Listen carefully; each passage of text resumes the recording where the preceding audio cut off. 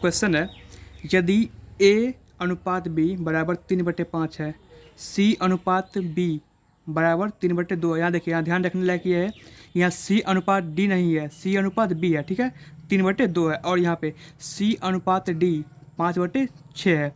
तो हमें A और D का अनुपात में ज्ञात करना है। A अनुपात D क्या होगा, ठीक है, इसको हम सॉल्व करते हैं। अब देखिए यहाँ पे A अनुपात B कितना है, 3/5, यानी कि 3:5 में है। A का मान कितना हो जाएगा यहाँ से 3 और B का मान हो जाएगा 5, ठीक है। A का मान 3 क्योंकि अनुपात में है, तो A का मान 3, B का मान 5, 3:5। और उसके बाद क्या है, C अनुपात, और ये क्या है, B है, C अनुपात B, यानी कि C/B लिख सकते हैं इसको हम।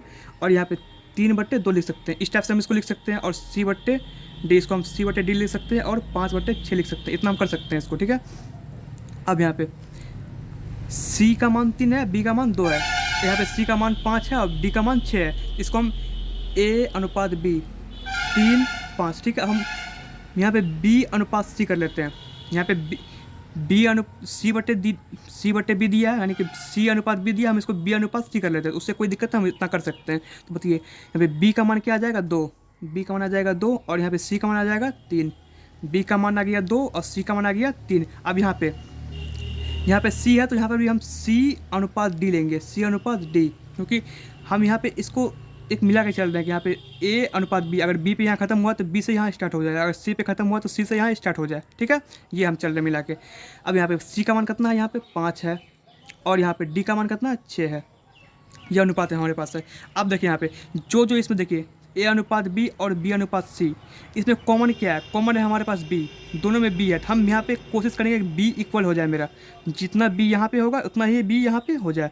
यहाँ पे देखिए कॉमन क्या है, C और C कॉमन है, तो हम कोशिश करेंगे कि C और C यहाँ पे एक जैसा हो जाए। जो यहाँ पे C का मान होगा, यहाँ पर भी C का मान वही होगा, ठीक है। इसको हम करते हैं। अगर इसमें कुछ नहीं है, अगर इतना नहीं है, तो इसको हम बनाएंगे, दोनों को इक्वल हम बनाएंगे यहाँ पे, ठीक है। अब देखें यहाँ पे B का मान यहाँ पे 5 है, B का मान यहाँ पे क्या है, 2 है। हमको क्या चाहिए, यहाँ पे जो B का मान आए वही यहाँ पे भी आ जाए, ठीक है, ये हमको चाहिए। इसमें हम अगर 2 से गुना कर देते हैं 5 में, तो यहाँ 10 बन जाएगा। अगर इस 2 में हम 5 से गुना कर देते हैं, तो ये यहाँ पे 10 बन जाएगा। तो कर देते हैं इसमें हम गुना। इसमें कितना से करना होगा गुना, 2 से कर देते हैं। यहाँ पे कितना से करना होगा, 5 से करना होगा, तो ये बन जाएगा। अब देखिए यहाँ पे कितना बनना, 3 गुना 2, तो अब दोनों से करेंगे, नहीं सिर्फ मतलब 5 से ही करके छोड़ देंगे, दोनों से करना होगा, ठीक है। तो 2 गुना 3 6 अनुपात 10, ठीक है। A का मान 6, B का मान 10। और फिर यहाँ पे B का मान आप देखिए 5 गुना 2, B का मान यहाँ कितना आ जाएगा, 10 आ जाएगा। इस B का मान यहाँ पे 10 आ गया, मतलब B और B दोनों यहाँ इक्वल हो गया। और C का मान कितना आ जाएगा यहाँ पे, 3 गुना 5 15, C का मान 15, A का मान 6, B का मान 10 और C का मान 15 आ गया, ठीक है। अब देखिए यहाँ पे देखिए C, अब यहाँ पे C कितना, यहाँ पे 5 है, यहाँ पे मेरा C कितना बन गया 15। अब हम यहाँ C में क्या करें, जो 15 पूछ जाते, हम इसमें 3 से गुना कर देते हैं, 3 से। यहाँ बन गया C का मान 15, यहाँ पे बन गया D का मान 18, ठीक है। अब देखें यहाँ पे B और यहाँ पे B था, B और B इक्वल हो गया, मतलब बराबर हो गया। C और C यहाँ पे, C और C दोनों यहाँ पे सेम हो गया। अब हम इसको हम सॉल्व कर सकते हैं। तो अब बताइए यहाँ पे ये हो गया हमारा A का मान, यहाँ ये हो गया हमारा B का मान, A B, यहाँ पर ये भी B है, यहाँ हो गया, ये हमारा हो गया C का मान, ठीक है। और ये हमारा हो गया D का मान, ठीक है। A 6 है, B 10 है, C कितना है 15 और D कितना है 18 है। हमसे क्या पूछ रहा है अब, A अनुपात D पूछ रहा है ना। A अनुपात D तो कितना आएगा, A का मान है हमारे पास 6, A का मान ये हमारे पास 6 आया है, ठीक है। और D का मान कितना है 18, ये हमारे पास D का मान है 18।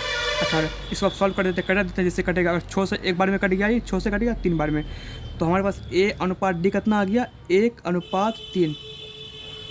ये हमारा हो गया आंसर, ठीक है।